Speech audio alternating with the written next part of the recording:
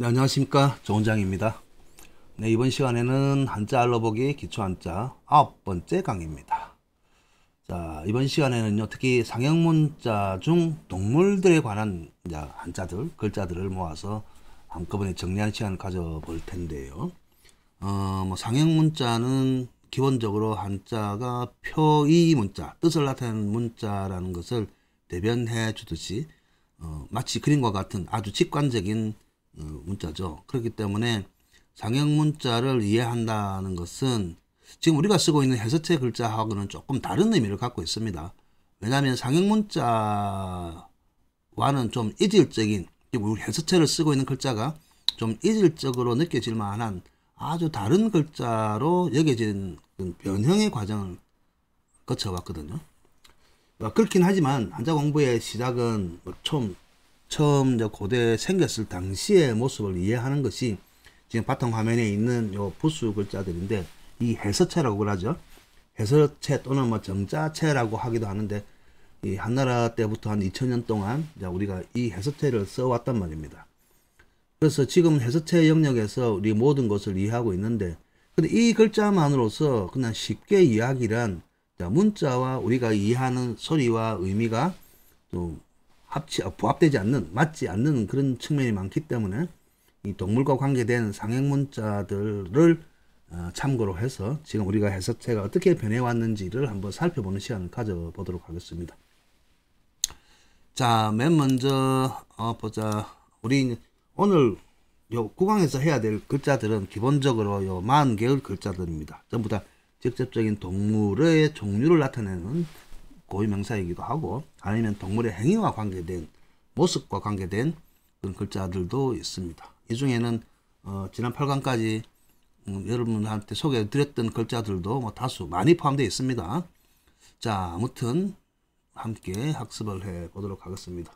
먼저 학습에 들어가기 앞서서 제가 참고로 하고 있는 요 각별문이라든지 아니면 문자의 변천에 관한 사이트들은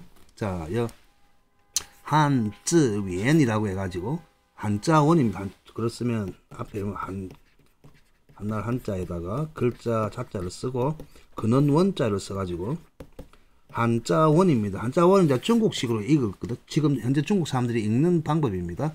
한쯔위엔 그러거든요. 이 사이트에 가시면 여기 돋보기가 있죠. 여기다가 알고 싶은 글자를 한글로 입력하고 한자 변환을 해가지고 여기 엔터를 클릭을 하실 것 같으면 여지껏 우리가 발견했던 각벌문부터 다양한 근문 아니면 전서체라든지 여러가지 글자들에 대한 정보들이 직접적으로 나와 있습니다. 그 다음으로 제가 참고하는 사이트는요, 한전이라는 사이트인데, 한전은 대만에서 운영하고 있는 사이트입니다. 대만에서 운영하고 사이트인데, 자, 여기 보면 여기도 사이트 이름이 요 Z 해놨죠. ZG. 요건 이제 중국식으로 하면 글자 자자를 읽을 때, 표현할 때, 그제 병음으로 ZI, GI를 쓰거든요. 그래서 이걸 Z 하면 글자는 뜻이고, DIC는 사전을 의미하는 영어죠. 딕셔너리 해가지고. 그래서 그 Z 딕셔너리 해가지고 요 한전의 사이트 이름입니다. 요 사이트에 갔을 것 같으면 아주 다양한 여러 자료들이 있습니다. 자, 기본적으로 요뿐만 아니고 또 한자의 어원이라든지 고대 한자의 음운 같은 것을 또 연구하는 사이트들이 많이 있거든요. 그래서 1차적으로 한자만 가지고도 많은 시간을 할애하면서까지 푹 빠질 수 있는 요소들이 많이 있기 때문에 한자 공부를 하셔가지고 나중에 취미를 가지셔도 상당한 재미를 느끼실 수 있습니다. 자, 그래서 오늘 우리가 해야 될 일은 요거는 214자의 부수들을 전체를 이제 모아놓은 글자들인데, 여기 보면 대부분 상형 문자가 대부분이고 나머지는 지사 문자예요. 자, 그래서 이 색깔을 칠해놓은 글자들이 대부분 동물과 관련된든지 아니면 동물의 행위와 관련된 글자들입니다. 자, 맨 먼저 이제 돼지부터 가볼까요? 자, 예를 돕기 위해서 제가 도편 그림을 가지고 와 있습니다. 자, 첫 번째 요 돼지인데 돼지, 우리는 돼지 하면 돼지 돈 그러잖아요, 그지?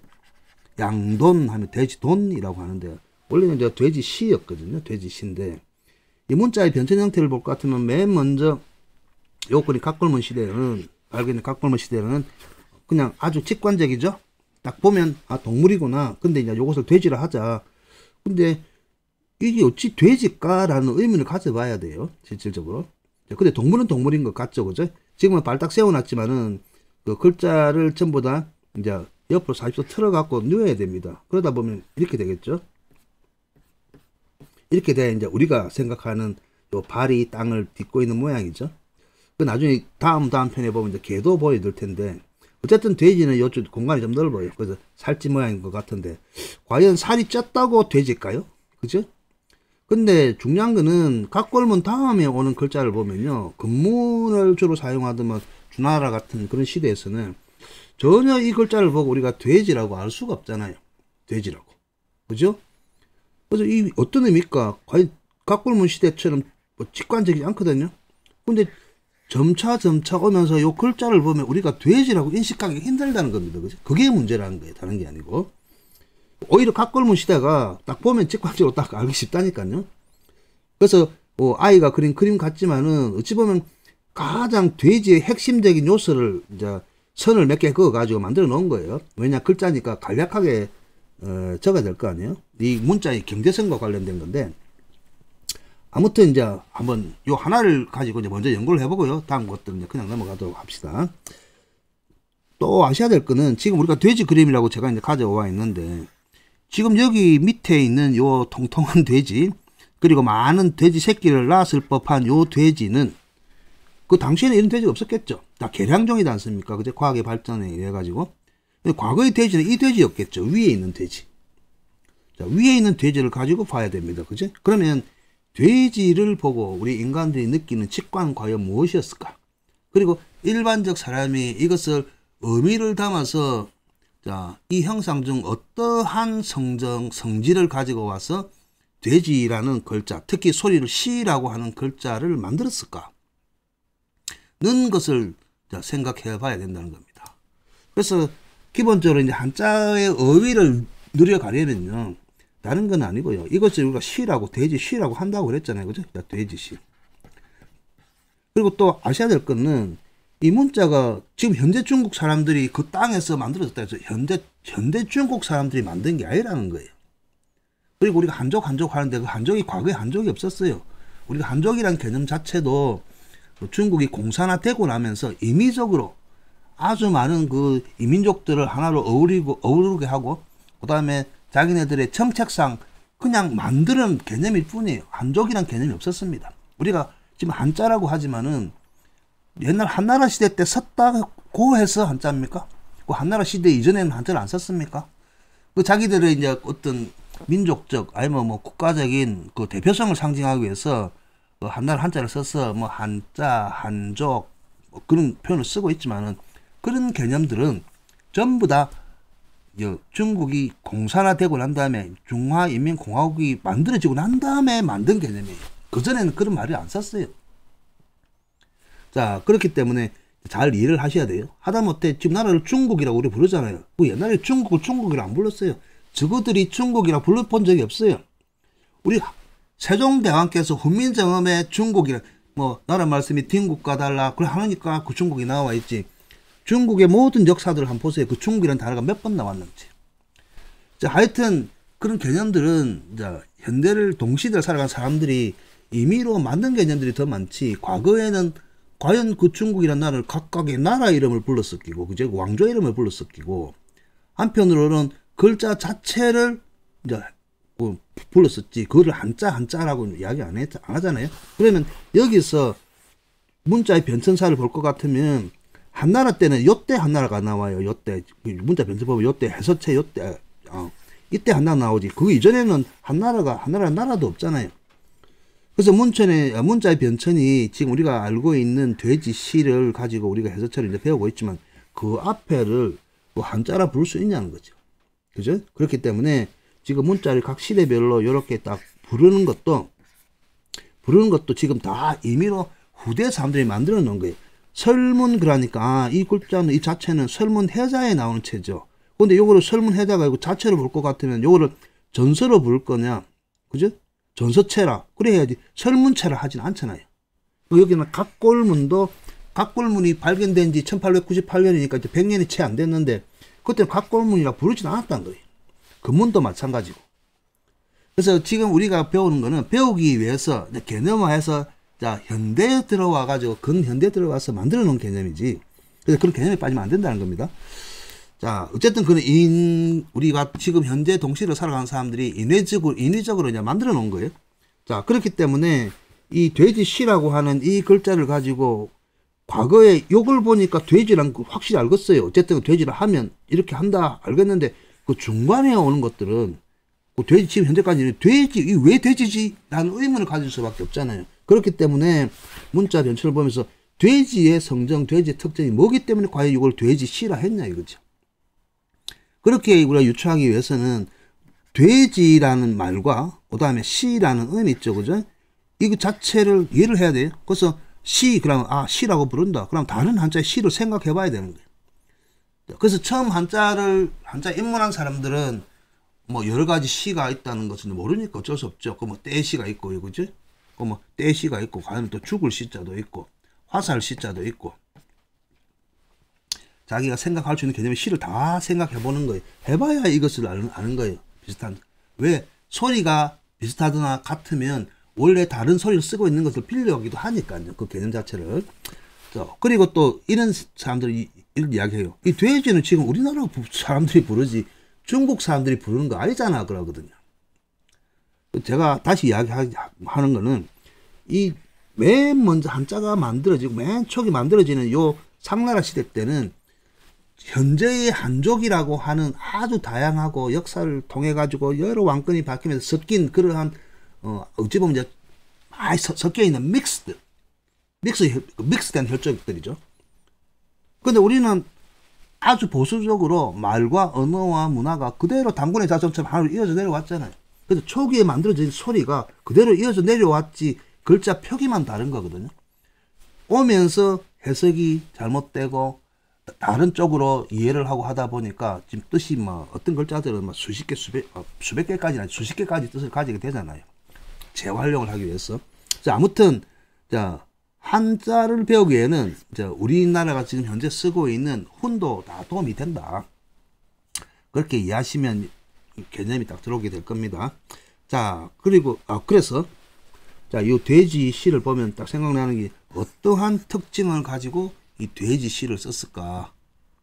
이런 거 생각해 봐야 돼요. 하루가 걸리든 이틀이 걸리든 자, 한자에 빠져갖고 학자를 할 것 같으면 다 문헌을 뒤져보든 다양한 사람들의 어떤 해설서를 참고해보든 해봐야 될 거 아니에요. 그죠? 어찌 보면 이제 여러분들이 제일 편하죠. 제가 이렇게 공부한 사람이 간접적으로 딱 정리해가 해주니까 믿든 안 믿든 그건 어쩔 수 없어요. 여러분들의 목적은 이것이 돼지다, 그 다음에 시다, 돼지란 뜻을 갖고 있고 시라고 열른다, 글자는 이렇게 생겼다, 요 세 가지만 딱 머릿속에 알면 끝나잖아요. 그죠? 근데 그게 한계가 온다는 거예요. 글자 수가 너무 많기 때문에. 그리고 이 뜻이 하나가 있는 게 아니고 또 다양한 이 모양이 다양한 글자 속에서 다른 뜻을 가지고 있기 때문에 그 나중에는 뭐 혼란이 와요. 혼동이 와요.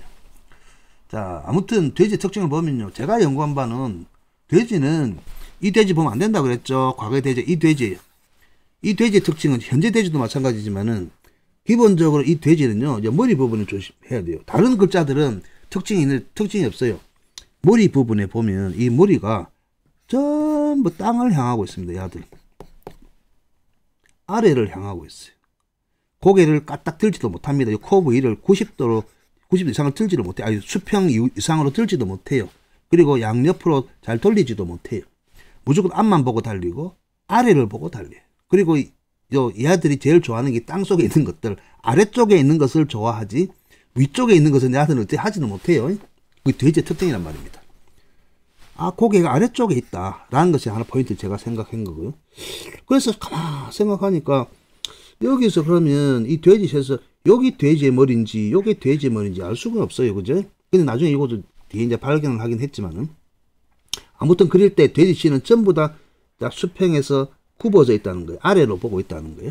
자, 그런데 여기서 아래라는, 아래쪽에 있다는 특징이 뭐냐. 여기 전부 다 아래라는 특징을 갖고 있는 거예요, 이게. 여기서 요게 되겠죠.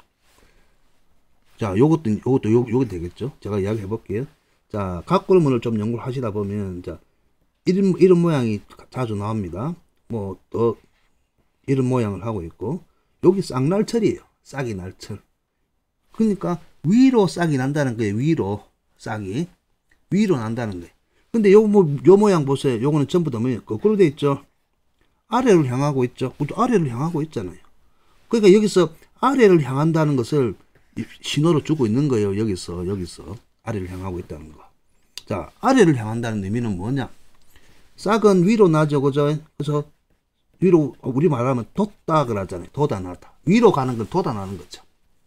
그지? 그럼 아래로 반대 아래로 향하는 건 뭐예요? 죽다 그러죠. 그래서 우리 보면 대죽자 요래 쓰잖아요.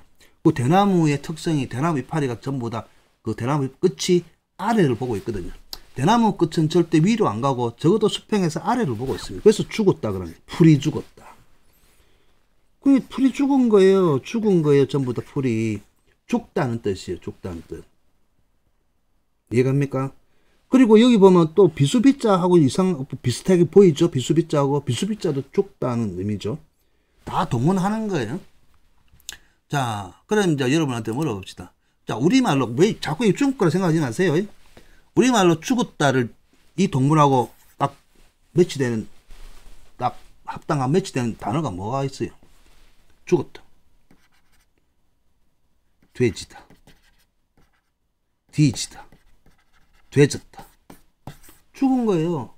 돼지는 돼졌다, 죽었다, 그 말이에요. 그 특징이에요. 그래서 지금은 목숨이 죽고라는 그런 의미도 있겠지만은, 그래서 돼졌다, 뒤졌다, 돼졌다 여러 가지가 있겠죠, 그죠? 그 소리 자체가 음가가 지금 과거는 좀 달랐겠지만은 아무튼 다 죽은 형상이에요, 죽은 형상이에요. 특히나 요거 보니까요, 요거 보니까 글자를 좀 공부해. 요건 또 엉덩이 모양이네. 시자 아닙니까, 시자. 우리 시체할 때 죽음 시자, 죽음 시자잖아요. 죽었어. 땅속을 가든 어쨌든 죽었다는 거 나타나죠. 요 설문 해당에 나온 글자를 보면 뒤졌다는 거예요. 제가 억지로 맞추는 것 같죠, 그지? 아무튼. 그래서 돼지는 돼졌다는 소리가 똑같은 거예요. 아래를 향하고 있고. 아무튼. 뭐, 1차적인 목표는 여기 그냥 돼지시 하니까, 시체. 아까 시체 나오니, 거기 같은 음이나 다 같은 뜻을 사용하고 있구나, 라고 했는데. 해서체를 봐보세요.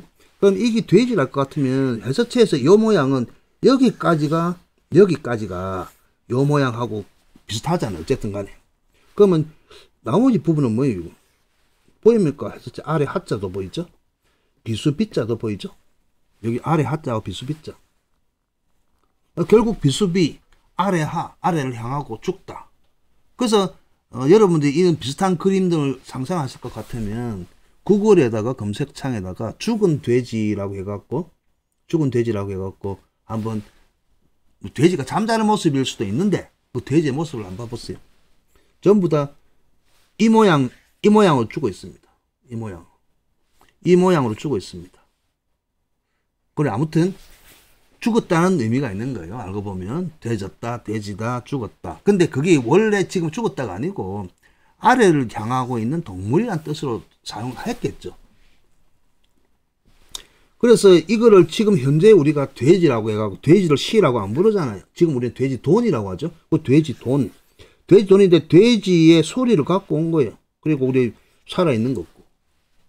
소리가 아니고 뜻을 갖고 왔겠죠. 소리를 갖고 왔더니 뜻을 갖고 왔더니 이상하잖아요. 육사법이 안 맞잖아요. 그러니까 지금 여기 돼지돈이라죠. 그리고 실제는 요 6달러리 와가지고 돼지돈만 쓰지 돼지시는 돼지락하고 한자를 안 쓰잖아요. 그죠? 자, 그 다음에 요거 돼지해요. 돼지해. 요 돼지해도 이제 그 문자 지면이 많으면 안 좋아갖고 제가 했지만 나중에 아까 제가 알려준 그 한자원이라든 그런 데서 한번 찾아볼 것 같으면 돼지해도 여기 위에는 두 위를 해놔놓고 특히 요 설문해자에 나온 자체를 전서체를 볼 것 같으면 하나는 밑에 뭔가 새끼 돼지가 있는데 이렇게 있는데 하나는 연결되어 있고 하나는 그냥 연결이 안 돼 있어요.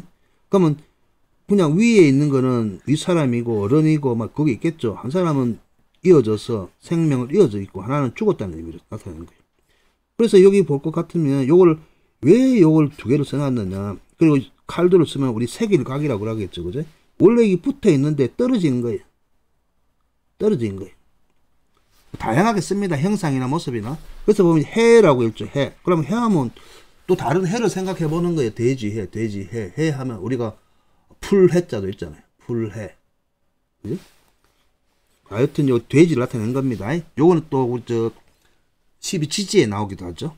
그 다음에 이제 요 마지막에 세 번째 있는 거는 돼지 젖자인데 저라고 읽는데 지금 저 우리나라의 광주나 저쪽에 전라도 쪽에 가면 새끼 돼지를 가지고 한 요리, 애저라는 요리가 있어요. 애저탕, 뭐 애저라는 요리가 있습니다. 그리고 애저가 그냥 아기 돼지란 이야기예요. 그래서 돼지 중에서도 새끼 돼지를 저라고 합니다. 새끼, 애 돼지란 뜻이죠. 애 돼지. 그래서 보면 돼지인데 왜 또 개견변이 나왔냐? 이거는 조금 이따가 개 나올 때 이야기하겠습니다. 아무튼 그냥 깊게 생각하지 마시고, 야, 이거 애우실 때 이런 것으로 이제 볼 수도 있구나라는 하나의 다른 의견이라 생각하고 받아주시면 되겠습니다.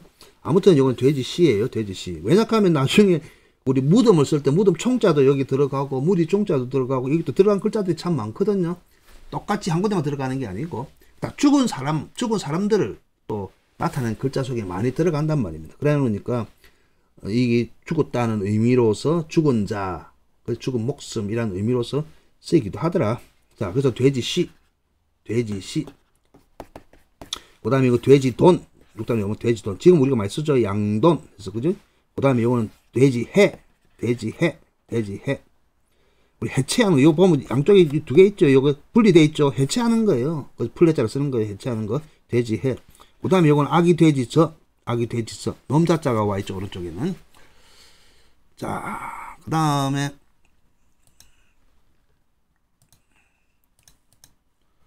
이제 코끼리 상이죠. 자, 코끼리 상을 보세요. 이제 우리는 그 그림을 보면 옛날 사람들도 이 그림에 이런 코끼리 있었겠죠. 그죠? 맘모스가 있든지.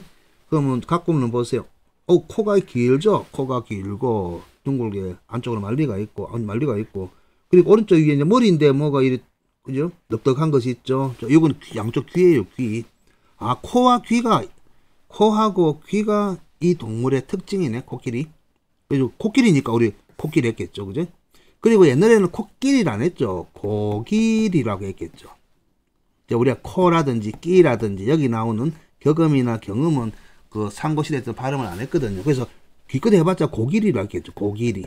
실제 이제 조선시대 초기 15세기 때도 고길이라 불렀습니다. 고길이라 불렀는데 그 고가 길다는 거예요. 지금도 우리 코를 고라고 하죠. 뭐 옛날 말로 감기를 콧불 그랬잖아요. 콧불.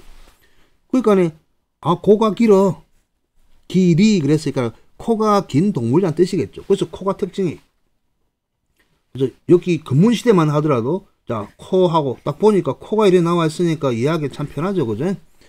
자, 이 코가 나중에 전서체로 올 때는 코 대신에 위에 보세요. 이거 사람 모양, 사람이 앉은 모양을 하고 있죠. 그죠? 자, 여기 나중에 요 위에 요거 우리 사람인 우리 정리할 때 썼죠. 그죠? 위에서 올라가서 위에서 엎어져 있는 사람 모양이라고 그랬죠. 근데 여기서는 이제 코 모양으로 쓴 겁니다. 코 모양. 그리고 양쪽으로 한일자를 옆으로 누인 거는 눈 한일은 양쪽에 양쪽에 요 귀에 아주 넓적한 넓은 귀를 나타냈고요. 그 다음에 밑에 아래쪽에 있는 것은 아까 돼지 씨를 갖고 왔잖아요. 그죠? 그 돼지의 모양이 통통하니까 몸집이 통통하니까 이거 갖고 왔을 수도 있는 거고. 그리고 다른 의미가 있는데 제가 이야기를 하면 너무 길어질 것 같아요. 그러다 보니 이게 코끼리 상의 모습이에요. 자, 그래서 이걸 코로 보라는 거예요. 코. 그리고 요거는 귀. 그죠? 그 다음에 돼지 씨처럼 통통한 동물이라든지 이런 거 쓴 거예요. 이해가시겠죠? 자, 코끼리 상. 뭐 오히려 옛날 모습이 귀엽죠. 그리고 지금 요 한자 알아보기 말고 그 상수의 개념이라는 그 섹션을 마련해서 제가 몇 개의 강의를 한 적이 있는데 거기에 보면 요 상자에 대해서 아주 길게 이야기하고 있죠. 나중에 시간 있으면 그쪽에서 한번 살펴보시고 나중에 요거 뭐냐 영상 말미편에 이제 요 코끼리 상자를 이해할 수 있는 대로 제가 태그를 올려 놓을게요. 자, 그 다음 세 번째 개입니다. 개. 개는 기본적으로 우리 인간들의 삶에 가장 가까이 있으면서도 가장 먼저 인간들의 삶으로 인간들 삶에 함께 들어온 동물이죠. 그래서 사람이 개하고 함께 살게 된 시대가 다른 동물보다는 오래됐죠. 그렇다 보니까 이 개의 특징은 고대의 개는 뭐 야생성을 가지고 있었지만 인간과 함께 되면서 서서히 동화되어 있었죠. 그러다 보니까 과거에 보면 이제 과거의 개의 모습입니다. 개의 모습. 아까 돼지보다는 조금 홀쭉하죠, 그죠? 홀쭉하죠. 어쨌든 간에 홀쭉하게 나타났습니다. 그럼 개의 특징은 뭐냐? 제가 말씀드렸듯이 아까 돼지도 아까 머리 부분에 특징이 다 있습니다. 돼지도 아까 이 두 가지 형태였는데 여기 보니까 개는 꼬리가 올라갔고 깨리가 올라갔죠. 그 다음에 등이 안쪽으로 굽어지죠. 오목하게 굽어져 있는데 여기는 볼록하게 튀어나왔네요. 특징이 못 되는 거예요. 꼬리가 말린 건 특징이 될 수 있는데 그런데 여기 유난히 여기 기네요. 그지? 요 두 번째 부분 여기 머리겠죠. 자, 여기 뭐냐 하면 바로 요 부분이에요. 요 개견자 요 부분. 개견자의 요 부분은 실제 여기서도 이렇게 나오고 여기서도 이런 모습으로 나오고 여기 나오는데 사람과 함께 있었기 때문에 사람인을 쓴 거예요. 그 사람인을 쓴 거고 그리고 요 모습이 목에 가장 먼저 뭘 했어요? 목에다가 목줄을 했잖아요. 목줄을 해서 묶었다는 표시예요. 목줄을 해서 묶었다는 표시예요. 여기 보면 이게 개예요. 이게 개. 요 때는 초나라 때는 여기 개고 여기 목을 묶었다는 거예요. 목을 묶었다는 거예요. 이 사람 머리고 사람이 아니고 개 머리 목을 묶었다는 표시예요. 그래서 목을 묶어서 사람이 키우기 시작했다는 거예요. 그래서 견그럭하면 다른 게 아니고 나중에 우리 끌다 할 때도 목줄을 묶어서 개 목줄을 묶어서 개를 데리고 가는 것을 끌어가는 거 아닙니까, 그죠? 나중에 끌견자도 다 이거하고 다 관계되어 있습니다. 그래서 개견이래 갖고 초기에는 개의 모습은 맞죠. 초기에는 개의 모습은 맞지만은 나중에 근문시대가 지나고 나서는 개의 모습이 아니고 개의 특징인 성질은 뭐냐 이게 인간과 함께 하면서 인간이 가장 먼저 목줄을 채워가지고 인간을 따르게 했던 동물이죠. 그래서 끌고 갔고 또 끌고 가기도 하죠. 그래서 개견을 쓴 겁니다. 개견은 개라고 불렀겠죠. 개라고. 그리고 요 개란 소리는 모두라는 의미도 있죠. 모두 전부. 우리 한자 보면 이제 모두 개 모두 해 모두 이렇게 쓰잖아요. 이런 표현도 쓰는데 요즘 이상하게 요즘 사람들 젊은 사람들 아주 많다. 무지막지하게 많다 할 때 개 많다 해서 자꾸 앞에 개자를 막 붙여서 하더라고요.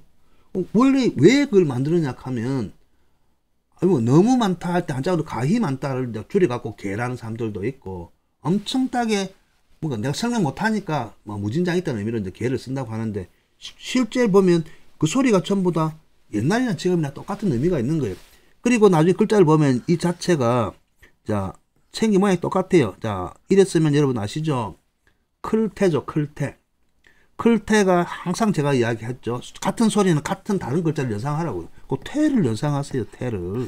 태는 앞에 요 태라고 쓰면 아기 집이잖아요. 아기가 자라는 집이잖아. 아기가 자라는 집. 그리고 아기가 자라는 집이에요. 집에 생명의 씨앗이 들어가 있으니까 여기서 1차적으로 큰단 말이에요. 커가지고 다 크고 나면 세상 밖으로 나오잖아요. 자, 그런데 생명의 씨앗이 들어가기도 전에 바깥으로 나온 거, 바깥으로 넘친 거예요. 그래서 넘치다는 의미가 있어요. 그래서 개견자는요, 모두, 개 말고 모두 다라는 의미, 그 다음에 넘치다는 의미, 나중에 요거 볼금 아까 그 목줄을 묶었죠? 묶다는 의미. 요 세 개를 기억해야 돼요. 그래야 다른 글자들이 다 이해를 할 수가 있습니다. 자, 그걸 가지고 이제 제가 보여드릴게요. 또 한편으로는 이제 붓으로 올 때 이제 요 개견변이래 갖고 이제 왼쪽으로 오죠. 개견 변이니까 왼쪽으로 옵니다. 왼쪽 올 때 요것도 이 모습 자체가 있죠. 이 모습 자체가 요 모습인 거예요. 요 모습. 그지? 방향 반대고. 그리고 목에다가 딱 목줄 채워놓은 거예요. 그래서 개견이 이해를 하면 됩니다. 자, 나중에 뒤에 설명을 하고요. 자, 그래서 그 다음으로 넘어가 봅시다. 자, 그렇게 아까 세 가지를 딱 이해하고 나면 글자가 다 풀린다니까요. 하나만 있는 게 아니고. 이 글자의 생긴 모양을 가지고 자꾸 이용하다 보니 생겼는데, 먼저 여기 엎드릴 복이라고 하죠. 엎드릴 복. 개한테 목줄을 잡고 있으니까 개가 엎드려야죠. 그 엎드릴 복이에요. 목줄을 묶어놨다. 목줄을 묶어놨다. 근데 개지만은 목줄을 묶어놨기 때문에 그냥 목줄도 안 묶어놨는데 개가 엎드리진 않잖아요. 복종을 안 하잖아요. 복종하는 사람은 복종할 수 있는 뭔가를 위압감을 준다든지 구속을 한다는 뭔가 실제 눈앞에 보여야만 엎드립니다. 복종합니다. 근데 개들 잘 해줘봐요. 개들이 사람 위에 올라서려고 그러죠. 자, 그 다음에 두 번째 했던 게 넘치다 그랬죠. 남아 넘치다. 자, 여기서 이제 대표적인 게 이제 요거 보면 요거는 1에 쓰기도 하고 1에 쓰기도 하죠. 다시 쓸게요. 자, 점을 찍고 하면 이렇게 이 호고, 그 다음에 한일해 갖고 이렇게 써도 그 지게호자예요. 지게호. 일반적으로 뭐 가가호 할 때는 하나의 문인 뭐 자그만 방이나 자그만 장소에 들어가는 출입구 호라고 하기도 하는데, 근데 실제 이거를 나중에 활용할 때는 눈썹과 눈으로 봅니다. 눈썹과 눈, 눈썹과 눈 이런 것 글자들이 많이 나와요. 그리고 밑에 나와 있는 건 흘러내린다는 거예요. 눈썹과 눈에서 흘러내리는 건 당연히 하나밖에 없죠. 그리고 밑에 클태자가 있잖아요. 클태자가. 아까 클태자란데 개견. 개견은 아까 넘치다고 한다고 그랬죠. 그죠? 눈이 넘쳐서 흘러내리는 거. 그리고 삼수변하면 물. 그러니까 눈에 물이 넘쳐 흘러내리니까 당연히 뭐예요? 눈물이죠, 당연히. 그래서 눈물루 하는 거예요. 눈물루. 눈물루. 두 번, 세 번 보세요. 하나하나 부수를 아주 획수가 얼마 되지 않은 부수를 가지고 이 글자를 만든 거예요. 알고 보면. 그리고 요 개자가 모두 지금 아까 넘치다 있다고 그랬죠. 두 번째 넘치다 그랬잖아요. 넘치다.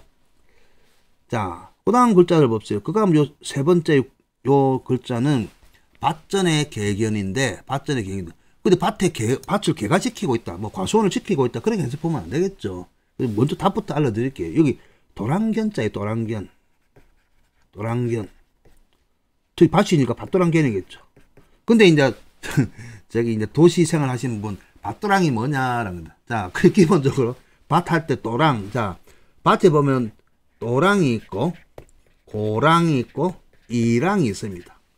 밭이랑 밭고랑 밭도랑이 있는데, 이거는 저같이 이제 촌출신들 뭐 과거에 농사를 지어보고 한 사람들은 잘 이해를 합니다. 설명을 하면. 근데 이제 농사를 직접 지어보지 않는 사람들은 아니 도랑이나 고랑이나 이랑이나 이게 뭔지 몰라요. 근데 앞에 밭을 안 붙어도 도랑그락 하면 압니다. 도랑은 물이 흘러가는 작은 시계점 같은 곳이야. 물이 흘러가는 곳을 도랑이라고 그래요. 뭐 촌출신들 다 알죠? 도랑하면 물이 흘러가잖아요. 그럼 물이 어디에 흘러가느냐? 자, 만약에 자 우리가 밭전을 했으니까 밭이 이래 있다 칩시다. 밭전자처럼. 자, 실제 이건 이제 밭둑입니다. 밭의 경계 지점에 있는 자 약간 둔독처럼 올라와 있는 부분 밭둑입니다. 여기로 사람들이 걸어 다니죠. 걸어 다닌다 칩시다. 치면 밭일 것 같으면 농사를 지을 때 이제 우리가 그거 경운기나 아니면 쟁기를 가지고 밭을 갈죠. 그러면 방향을 해갖고 요 밑에 보면 이런 형태죠. 밭을 갈면 두둑하게 올라오고 조금 가다가 고를 지게 하고 두둑 올라오고 이런 식으로 해갖고 농사를 짓게 하죠. 그죠? 가고 이제 맨 끝에 끝나는 게. 그래서 요 부분 실제 여기서 파종을 하게 되죠. 파종을 하게 되고 사람이 다니기도 하고 혹여 나중에 여기 비가 올 것 같으면 여기 흘러가고 물이 흘러가게 만드는데 실제 이제 요걸 고랑이라고 해요. 고랑. 그리고 위에 식물이 자라는 요 부분 튀어나온 부분은 이랑이라고 해요. 이랑 고랑. 그래서 밭이랑 밭고랑 그러는 거예요. 자, 그리고 뚝이 있으면 전체 물이 흘러갖고 만약 이 방향으로 할 것 같으면 물이 전부 다 요쪽에 모일 거 아니에요. 그죠? 그래서 여기서 배수구를 내갖고 전체 물이 빠지게 나가도록 하기 위해서 밭 고랑보다 약간 크게 해갖고 파놓은 곳을 물이 모여서 흘러가게 파놓은 곳을 도랑이라고 하는, 밭도랑이라고 하는 거예요. 밭도랑. 자, 그런데 밭도랑인데 물이 흘러가는 도랑인데 왜 견이냐? 자, 우리 맨 첫날 할 때 요걸 썼죠. 요거. 이게 뭐예요? 물줄기 견이잖아요. 물줄기 견. 물줄기 견이기 때문에 하나만 글 안 쓰니까 오는 거예요. 그래서 물줄기는 물줄기인데 넘치는 물줄기. 자, 요 고랑에서 흘러나와서 모여있는, 한 곳에 모여있는 넘치는 물줄기라고 그래서 이 밭도랑견이라고 하는 거예요. 밭도랑견. 이해하고 봐야 됩니다. 자, 그러니까, 물이 넘치는 곳이구나. 물이 모이는 곳이나. 그래서 견이라고 부르는 거예요. 이해하셨죠? 제가 만들어낸 게 아니고, 제가 여러분한테 화를 내는 게 아니고, 만들어낸 게 아니고, 그렇다는 겁니다. 제가 이거 뚫어지고 쳐다보니까, 스토리를 만들다 보니까 딱 이렇더라니까요. 아무도 안 가르쳐줘요. 책에 있는 거 아닙니다. 뭐, 남들은 개가 지킨다고 하는데, 개가 지키는 거 아무도 관계 없어요. 자, 그러니까, 생긴 모양, 형태, 소리, 그 과거에 원래 있던 것을 재활용하는 거예요. 알고 보면. 그래서 같은 소리가 나는 단어들을 딱 보면 이해가 간다는 거예요. 자, 그 다음에 있는 게 요겁니다. 요거는 우리 그릇기라 하죠. 그릇기입니다. 자, 그릇이 뭔데? 지금 우리의 그릇은, 지금 우리가 쓰는 그릇은 밥그릇 하면, 밥을 먹는 그릇, 국을 먹는 그릇, 반찬을 먹는 그릇이라죠. 그릇. 근데 어떤 데는 그릇이라고 하죠. 밥그릇. 경상도는 그릇. 옛날에는 그릇이라 했죠. 그죠? 응? 그릇 하면. 요 그릇이라는 것은, 자, 보면, 불가에서는 바루, 아니면 바루, 하나를 이야기하는 게 아니고요. 그릇은 세트를 이야기합니다. 세트. 그릇 세트예요. 그래서 밥을 먹을 때, 하나하나, 그죠? 하나하나가 부속이라 볼 거, 아니면 종류별로, 각종 종류별로 하나의 부속이라든지 전체 상에 필요한 요소라 볼 것 같으면 돼요. 그럼 나머지 요거는 뭐냐? 되는, 아까 이야기했잖아요. 모아서 묶는다. 결속한다. 각각의 요소들을 결속을 한다. 자, 그래서 요 그릇이란 말 자체가, 우리가 밥 먹는 그릇뿐만 아니고, 우리 보면 기계, 기구 할 때 기를 쓰잖아요. 기자를. 그런 것들 완제품인데, 알고 보면 부속들을 하나로 아우러져 묶어 놓은 거예요. 요즘 말하면 뭐예요? 조립을 해 놓은 거란 말입니다. 자, 그러니까, 원래는 개 목에 목줄을 매 놓은 형상인데, 나중에 와서는, 넘치다의 형태, 그죠? 뭔가 넘치다는 형태로 쓰고, 나머지는 하나로 묶다라는 거예요. 이해가죠? 그리고 나중에 글자를 보면 요거만 있는 게 아니고, 원래 입구가 하나가 있을 때가 입구가 두 개가 있을 때도 있어요. 글자를 보면 이런 글자가 있습니다. 자, 요거는 혼이라고 해요. 혼. 우리 옛날 후백제 때 견혼할 때 혼 있죠. 혼. 저 사람 혼하다 할 때 혼. 입이 두 개니까 부르짖을 혼이라고 불러요. 부르짖을 혼. 자, 여기다가 어딘 사람이 쓰면 우리 주문할 때, 주문을 외우다 할 때 주자죠. 저주할 때 주자죠. 어떤 데는 작게 하기도 하고 이래 쓰기도 하지만은, 하나는 입고 쓰고 하나는 형을 쓰고 하지만 입이 두 개인데, 부르짖을 혼이에요. 부르짖다. 알죠? 그 다음에 이 세 개를 쓰면 우리가 물건이나 상품 할 때 품이라죠. 물건 품, 상품 품. 그지? 그 다음에 요 네 개 쓸 때가 있죠. 네 개. 요것도 이제 네 개를 쓰면, 자, 입이 많죠? 입이 엄청 많잖아요. 그죠? 그래서 여러 사람의 입, 집, 또는 집이니까 모이다 집이죠. 그 다음에 집, 그렇게 불러요. 그래서 요걸 줄여갖고 여러 사람의 입을 문입이라고 그래요. 무사람의 입이다 해서. 문입집, 그래 불러요. 어렵죠. 그죠? 아무튼 이런 글자도 다 이름이 있습니다. 없는 게 아니고. 자, 그 다음에 글자를 또 지우고요. 이 하나하나 보면 시간이 또 늘어질 것 같네. 골치 아프네. 하여튼 빨리 마쳐야 되겠습니다.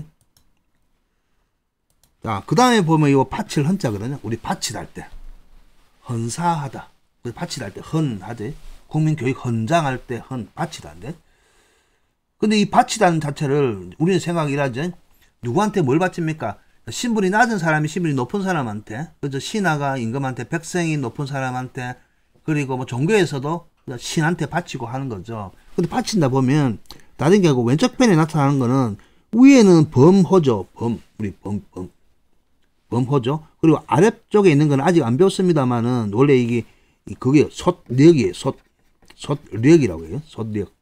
그리고 한편으로는 또 이 오지병격이라고 해요. 오지병격이라고도 불러요. 자, 오지병은 뭐냐 하면 저 멀리 떨어져 정글이라든지 국경지대에 멀리 떨어져 있는 병사란 뜻이에요. 그 병사들이 갖고 있는 군인들이 갖고 있는 찬압 있죠. 찬압. 요즘 말하면 찬압이지만 옛날에는 그 뭐 동발이라든지 그지? 그런 그릇들 뭐냐 둥그렇게 이런 동복처럼 하여튼 항아리처럼 이런 형태 생기다가 여기다 쇠로 돼 갖고 그거 있는 거 걸 수 있는 손잡이 있는 거 이런 거 장갑도 이런 군대용 장갑도 이렇게 생겼죠, 그죠?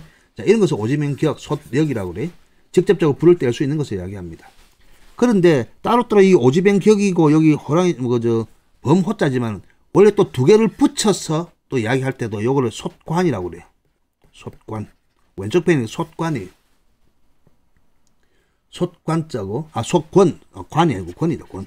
그다음에 또 원이라고 그러고요. 솥이에요. 솥 이 자체도 큰 솥이겠죠. 자 그리고 오른쪽에 개견이 나왔는데 개를 솥에 삶는 겁니까? 또 토사구팽이라고 해서 뭐 일이 끝나고 나면 개를 삶아준다고. 개를 삶아준다고. 바칠 허니 그러니까 여기는 바치다는 의미니까 선물을 할 때는 개를 바치는 게 아니고 많은 것을 한꺼번에 바치라는 그런 의미예요. 개를 바치다는 의미가 아니고. 그지? 많은 것을 바치다. 그래서 아까 넘치도록 바치다는 거예요. 바칠 때 솥이죠. 솥이 넘치도록 바치다는 그런 의미입니다. 모자라면 안 돼요. 넘치도록 바치다. 그런 의미에서 바칠 헌을 쓴 거예요. 자, 어떤 사람은 또 이렇게 해석해요. 밑에 솥역이고 밑에 솥이니까 어차피 밑에 오지병 격이나 솥역이니까 솥에다가 호랑이를 삶아서 개한테 준다. 아니면 솥에다가 개를 삶아갖고 호랑이한테 준다. 이렇게 해석하는 사람도 있습니다. 뭐 이렇게 하든 저렇게 하든 상관이 없습니다. 바치는 걸 바치는 거니까. 근데 합해서 왼쪽 편에 있는 것도 요 권이나 원, 솥을 나타내는 권이나 원이다. 자주 나온 거 아니에요. 이 글자 아니면 안 나옵니다. 자, 그 다음에 요거는 이제 리연이죠. 연. 그럴연인데 여기 개고 요거는 고기고 고기 육다로 이런 고기죠. 고기고 밑에는 불이죠. 그래서 개고기를 불에 구워 먹는다. 개고기를 불에 구워 먹는다. 그래서 원래 이것이 불에 끄스르다 해서 나중에 와서 그렇다라는 말로 의미가 변했고, 자, 그래서 그렇다, 그를 연을 하고, 나중에 앞에 불화를 붙여갖고, 여기다 불화를 붙이면 불탈 연자거든요. 불로 태우다는 그 말이에요. 우리 연료할 때 요래 쓴단 말입니다. 그리고 그렇다란 말은 그대로란 뜻이죠. 그래서 자연할 때 자연 그대로라는 의미로 쓰죠. 연자를. 그러면 그를 연 그러는데 그렇다. 그를 연 그렇다고 그러는데 그렇다는 게 뭐죠? 그렇다는 데는 자연의 이치처럼 그렇게 하는 거다. 그죠? 그렇게 해야 된다라는 말입니다. 그러니까 따르다는 말입니다. 따르다. 스스로의 법칙에 따르다는 의미입니다. 그냥 원래 그런 거니까 아무 소리 없이 따라라. 원래 그래. 그래서 그럴 연 그런 겁니다. 그래서 연자 보면 우리가 뭐 이을 연, 따를 연 있잖아요. 있다 할 때. 그 다음에 요 취자는 했죠. 우리 냄새 취했잖아요. 냄새 취. 그지? 냄새 좋든 나쁘든 냄새 취자입니다. 아니면 악취할 때. 그게 코죠, 코. 코 밑에 뭐가 사람이나 흘러나온 거라 그랬죠. 그죠? 그래서 막아야 돼. 막고 묶어야 돼. 근데 중요한 건 냄새는 좋은 것보다는 안 좋은 게 많으니까 대부분 요 취자는 안 좋은 냄새에다가 취를 쓰는 거지. 좋은 냄새는 향이라죠. 향기라죠. 취자는 대부분 안 좋고. 그래서 여기 묵다는 의미예요. 묵다. 그 다음에 요거는 우리 많이 쓰죠. 염증을 느낀다 할 때 실을 염자예요. 염증을 느낀다. 실을 염자. 이거 뭐가 싫지 보면 요거는 우리 보면 이제 엄호니까 집이라든지 절벽이라든지 사람 사는 뭐 덮어서 동굴 속이라 보면 되겠죠. 근데 해와 달이 있어요. 해와 달이. 그리고 개가 있어. 왜 싫지? 왜 싫지? 뭐 염증이 나다 할 때 실을 염거하잖아요. 그죠? 그래서 이런 상상도 해봤어요. 아, 걔는 암놈 순놈이 어두운 곳에서는 사랑을 안 하네. 그래서 싫어해. 저는 그렇게 해석했거든요. 싫다는 말 자체를. 응? 그렇게 빨리 헤어집니까? 왜 싫어? 개들은 여러분 주위에 보세요. 지금 모르지만은 요즘은 개들의 사랑을 다 집 안에서 하죠. 개들이 사랑을 지금 하도 우리 애견 인구들이 참 하도 많다 보니까 그죠? 다 집 안에서 사랑을 하게끔 장소를 마련해 주잖아요. 호텔도 마련해 주고 그러더만은. 근데 우리 과거에 살았던 연세가 지긋한 분들은 걔들은 어디에 합니까? 밤에 합니까? 사랑을? 벌건 대낮에 노지 안 돼서 하죠. 그죠? 그래서 어두운 곳으로 데리고 가니까 요 1월이 해와 달이지만은 남녀의 규합일 수도 있는 거예요. 그죠? 어쨌든 아니면 걔들이 해와 달이든 어쨌든 어두운 곳에 넣어놓으니까 싫어하더라. 그렇게 생각해도 됩니다. 싫을 염입니다. 결국은 아주 싫어하는 거죠. 싫어하는 건데 밑에 흑터가 오니까 여기다 누르다는 되는 거예요. 누르다 되는 거예요. 자, 요 누자는 뭐 냄새가 좀 누린내 난다 할 때 누도 되고, 색깔이 누도 되고, 누르다 할 때 누도 되고, 어째 되겠죠, 그죠? 근데 여기 보면 아까 얘기했죠, 싫다 얘기했죠, 싫다. 그럼 싫다가 물건을 싫다도 되는 거예요. 그냥 흑에다가 물건을 재해 놓은 거, 실어 놓은 거예요. 그러니까 흑 입장에서는 뭐예요? 압력을 느껴줘. 누르는 거겠죠? 그래서 누를 압이에요, 누를 압. 보면 이제 우리가 싫다 할 때는 실을 재가 있죠, 실을 재가. 그죠? 좌위에다가 실을 재자가 있지만은 여기 보면 싫다는 의미가 있지만 실 소리를 갖고 온 거예요. 제 억지 논리가 아닙니다. 이런 글자들이 엄청나게 많습니다. 수백 개가 넘습니다. 아무튼 그 다음에 요건 이제 울다 할 때 울곡자거든요. 울다 할 때 울곡자. 자, 그냥 밑에 이제 개들이 있죠. 개들이 있는데 입이 두 개. 개들이 서로 짖으면서 웃는다. 근데 개들을 보는 게 아니고 우는 거는 기본적으로 뭡니까? 속에 있는 것이 밖으로 뭔가 나오죠. 소리도 나오고 콧물, 눈물 다 나온 거예요. 그래서 구멍이 두 개인 거는 콧물, 눈물을 위한 콧물, 눈물이 넘치다는 의미예요. 그 개라고 생각하지 마세요. 근데 실제적으로 보면 우리 보면 여기 울곡자네요. 울곡자. 개들이 우는 데서 울곡자 안 씁니다. 짖을 패자를 쓰지. 개를 짖는다는 것도 다른 글자가 있습니다. 울곡자는 우리 초상 가면 부모님 돌아가시고 할 때 눈물 콧물에서 다 빼잖아요. 눈물 콧물에서 넘쳐나서 흐른다는 의미죠. 그러니까 우리가 곡한다, 곡소리 한다 그러죠. 그리고 곡할 때 눈물을 흘리면서 소리도 내죠. 그래서 두 개의 구멍으로 눈물과 콧물을 짜면서 넘쳐 흐르는 것. 그게 곡이란 거죠. 이해갔죠, 그죠? 개가 짖는다 하면 안 됩니다. 대부분 보면 개 짖는 것과 개견이 있다고 해서 개 짖는 소리가 아니고 개 입으로 뭐 나온 게 아닙니다. 운다는 자체가. 자, 아무튼 이 1차적으로 개견이 들어간 글자를 알아봤고요. 자, 그 다음에 지우고 그 다음에 이제 왼쪽 편에 지금은 설명하는 단계니까 제가 여러 가지를 가지고 이야기를 하고 있습니다. 자, 그 다음에 있는 게 개견변 있죠. 개견변. 아까도 얘기했죠. 여기 개라고 여기 개고 목줄을 채워 놓은 겁니다. 개견변이에요. 개견변. 그래서 이 개견변이 오면 오른쪽에 있는 글자들과 어우러져서 개 같은 성질을 부린다는 그런 의미예요. 아니면 개 같은 성질을 갖고 있는 존재이기도 해요. 근데 이 개란 것을 아까 여기 세 가지가 있었잖아요. 세 가지. 개는 기본적으로 사람과 함께 최초로 살기 시작한 인간의 반려자였습니다. 알고 보면 그죠? 그렇기 때문에 우리가 사람의 성정도 인간다움의 성정, 우리가 긍정적이고 아주 선한 마음의 인간다움의 성정이 있는데 인간에게도 동물과 같고 그죠? 인간답지 못한 그러한 형태의 생각과 행동이 있을 거 아닙니까? 그죠? 그걸 전부 다 개에다 비유해요. 개견을 씁니다. 그죠? 우리 개 같은 놈, 그러죠? 그죠? 그리고 개의 성질머리 닮은 놈이란 뜻이에요. 알고 보면. 우리도 욕을 할 때 그러잖아요. 자, 그러니까, 우리 욕을 할 때 개를 붙이는 거는 인간의 성정을 갖지 않고 개나, 그러니까 동물의 성정을 갖고 있을 때 그 대표적으로 개를 쓴다는 거예요. 그래서 맨 먼저 나와 있는 것이 미칠광이지만 소리가 광이라는 소리도 합니다. 미칠광, 그래, 미칠광. 미칠광, 왕의 광입니다, 광. 우리 보면 이렇게 상자방 안에 요래 딱 넣어놓으면 넓을 광자거든요.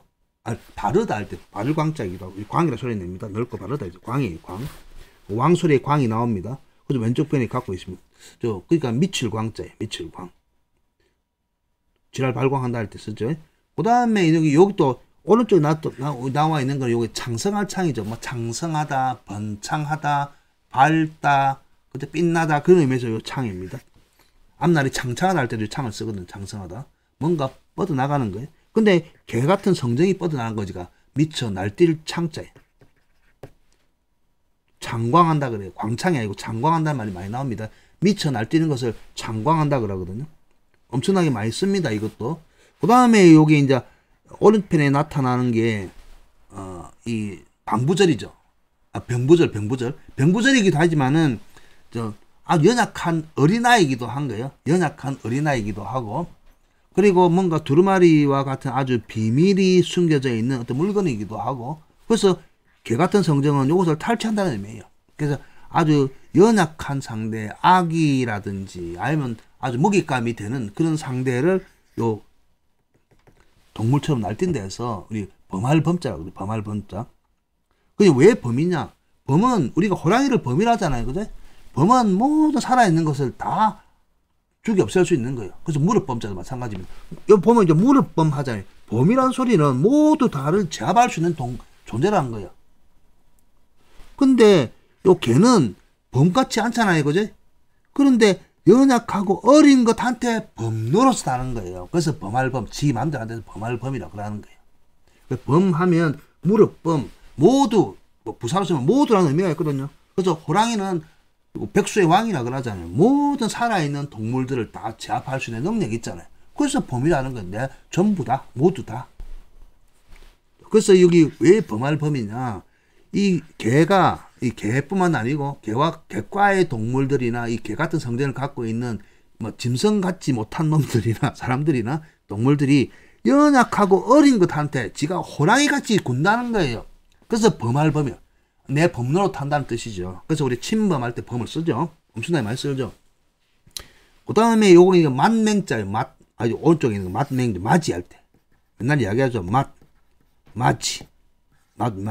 중요한 거 요거는 사납다는 의미거든요. 사나울맹이거든요. 사납다.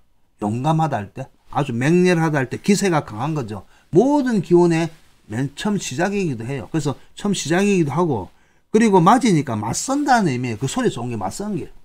사납다는 거. 어떤 것도 내가 맞선다. 맞진다. 절대 지지 않는다. 그래서 용맹하다. 사납다. 맞선다. 그래서 소리 자체가 여기 맹이니까. 맞맹. 우리 맹자 할 때도 요 맹 쓰는 거예요. 맹자 할 때도 맹. 그 다음에 요거는 앞으로 했죠. 그죠? 우리 교활하다 할 때. 뼈골자인데, 뼈골자죠. 뼈골자인데, 교활하다 할 때. 교활. 우리 삼수변이 우리 윤활유 할 때 윤자지만은, 교활하다 할 때 활이에요. 활. 왜 교활하냐? 야 목적은, 개의 목적은 뭘까요? 고기일까요? 뼈일까요? 개들이 좋아하는 게 우리 같은 고기 성분일까요? 뼈 성분일까요? 그러니까 개들이 뼈다고 좋아하죠. 그죠? 뼈를 먹기 위해서 고기를 삼키다기보다 고기를 찢어내는 거, 찢어 발기는 거예요. 특히 이제 그 보면 좋아하는 게, 개가 좋아하는 거는 뼈 자체가 좋아하는 게 뼈 속에 있는 골수라든지 그런 성물들 있잖아요. 그런 것에 더 미쳐 앉는 거예요. 씹어 먹는 거는. 그리고 뼈가 영양학적으로 좋죠. 그죠? 고기는 배 터지게 먹지 않잖아요. 뼈를 먹는 거예요. 그래서 맨날 뼈 물고 가요. 그래서 교활하다고 그러는 거예요. 교활하다. 그 다음에 있는 거는 요 졸자죠. 졸자인데 오른쪽에 있는 거는 쫄병졸자라기도 하고, 마침내 드디어라고 쓸 수도 있고, 요 자체가 인생을 마감하다 할 때도 요걸 씁니다. 인생을 마감하다 할 때 요 졸자가. 그리고 우리 학교를 할 때 마칠 필자처럼 졸업 그러죠. 그죠? 졸업할 때 졸. 그죠? 졸은 여러 가지 뜻이 있습니다. 다시 한번, 군대에서 병사 쫄병할 때 쫄. 어떤 일이나 과정이나 학업이나 이것을 마치다 할 때 마치다도 쓰죠. 그리고 갑자기란 뜻도 있어요. 갑자기. 졸지에 할 때 쓰잖아요. 근데 개가 와가지고 그냥 우리가 사람들이 죽는 것도 졸했다 그러죠. 졸했다. 마치는 것도 졸이고 그만둔 것도 졸이고. 그렇기 때문에 개 같은 성질이 와가지고 이 갑자기 죽임을 당하니 갑자기 느닷없이 끝내게 되는 상황. 그래서 갑자기 졸 그래요. 갑자기 졸. 그 다음에 있는 거는 이게 잘 쓰진 않았는데 오른쪽에 있는 거는 연이에요. 연은 아주 작고 부드러운 동물, 유충들, 우리 유충. 나비 이전에, 애벌레 이전에 유충을 이야기하고, 또 다르게는 작은 벌레 연, 장구벌레 연이라고 불러요. 자, 근데 요 개가 왔죠. 그죠? 그러니까 너무너무 어려서 먹을 거 없는데도 잡아먹는다는 의미예요. 그래서 요거는 성급팔기연이 성급팔기연. 개들은 사냥을 할 때 그래도 자기 입으로 한 번 딱 물 정도의 크기가 돼야 이제 물거든요. 근데 조그만한 그 배추벌레, 송충이 같은 것을 야들은 안 잡아먹는단 말이에요, 그지? 그래서 키워서 잡아먹는 거지. 바로 앞에, 눈앞에는 그런 것들을 너무 어린 것은 안 죽이니까 성급하다 그래서 성급할 성격을 나타내는 거예요. 자, 그 다음에 요거는 개고자죠. 오른쪽에 구, 그죠? 구절한테 구인데 개고자예요. 개구이기도 하고, 강아지 구라고도 해요. 요거는 그냥 동물 이름이고. 자, 그 다음에 나타나는 게 여우호자죠. 여우호자. 여우. 그 보면 원래 오른쪽은 오이과자예요. 오이과자인데, 여우 꼬리가 하나에서 여러 가지로 적어도 3개 이상 갈라져 있죠. 그죠? 그래서 꼬리가, 우리 알고 보면 손톱도 꼬리처럼 우리 신체 부위 끝에 있죠. 그죠? 그래서 이 보면 오이과자를 갖고 온 거예요. 오이과자를 갖고 와서 요 개과 동물이든 어쨌든 그 동물인데, 자, 꼬리가 하나에서 여러 가지 갈래로 뻗어 나갔다. 그래서 여우호라고요. 호라고 부르습니다. 자, 그 다음에 여기 이제 고양이 묘자죠. 고양이 묘.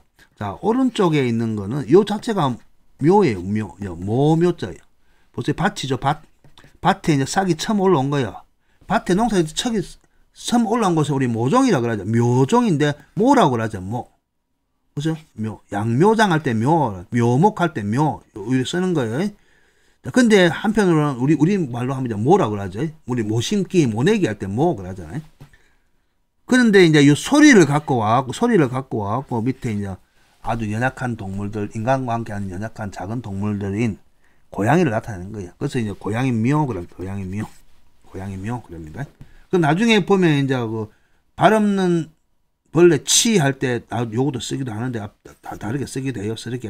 이렇게 쓰기도 하는데 또 그거는 그때 또 이야기해 줄게요.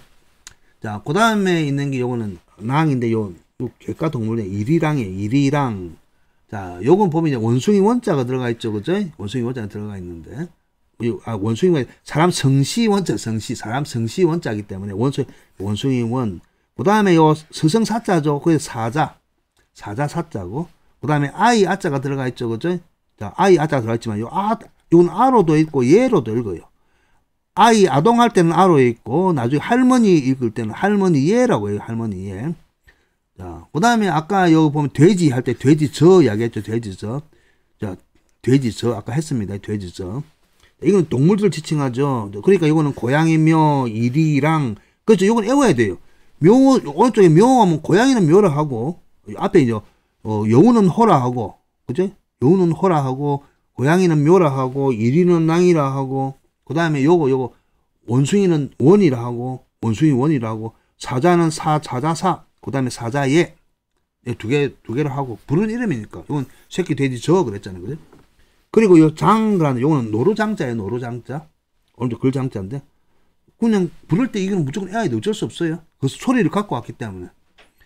원래, 그 소리가 있고 그 동물을 붙인 거지 그 동물이 있고 소리를 만든 건 아니거든요. 그 지역마다. 자, 그 다음에 여기 이제 수달달자예요. 수달달 들어봤죠? 수달달. 이 글자가 참 재밌는 글자예요. 오른쪽에 있는 글자는 여기 보면 우리 구속할 때 묶고 속자고 칼도 밑에 조개패가 있어요. 조개패요. 근데 이게 왜 이 글자 쓰나? 나도 이걸 한참 연구했어요. 근데 동물을 연구해야 돼요. 수달의 특징이 뭐예요? 여러분 영상을 본 적이 있습니까? 수달. 바닷속에 들어가갖고 전복이나 조개나 나와가지고 홀라당 눕죠? 홀라당 누워가지고 배 위에다 올려놓고 까먹죠. 그죠? 배 위에 올려놓고 까먹잖아요. 수달의 특징이. 자, 그러니까 여기 요 묶어 속자인데, 자, 묶어 속인데, 요 늘어진 나무목을 물 위에 떠서 누워있는 수달이라 생각하세요. 그래서 배 위에다가 뭐 올려놓은 거예요. 배 위에 뭘 올려놨냐? 조개를 올려놓은 거예요. 조개패. 그리고 칼도 이거 까먹는 거예요. 원래 이게 의뢰하다 할 때 의뢰할 뢰자인데 힘 입을 뢰자 의뢰하다 할 때 뢰자인데 남한테 힘을 빌려 갖고 내가 어떤 영향을 입는 것 힘 입다 할 때 힘을 뢰 아니면 남한테 의지하다 해서 의지할 뢰 의뢰할 뢰 그런데 뢰라고 하는데 글자 보니까 너무 재밌는 거예요. 수다의 특징을 보니까 이걸 연상을 해야 된다는 겁니다. 거의 쓰지 않죠. 수달달자예요. 수달달자. 여기다가 물 숫자로 쓰면 수달이에요.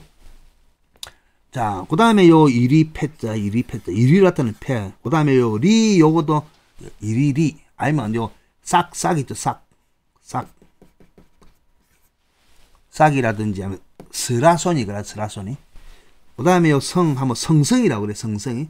이 원숭이과는 아니고 전설상의 동물인데 원숭이와 비슷한데 아주 뭐냐 몸은 사람 몸 같기도 한데 뭐 개처럼 털이 나가 있고 한편으로 보면 원숭이나 오랑우탄 같기도 하고 그런 성성이라고 그래요.